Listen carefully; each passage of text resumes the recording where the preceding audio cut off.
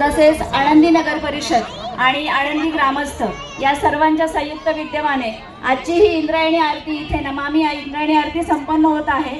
आलेल्या सर्व भाविक भक्तांचे आणि व्यासपीठावरती उपस्थित असलेल्या सर्वांचे मी संत ज्ञानेश्वर महाराज संस्थान कमिटी आळंदी नगर परिषद आणि आळंदी ग्रामस्थांतर्फे हार्दिक असं स्वागत करते आणि आपल्या मुख्य कार्यक्रमाला सुरुवात करते।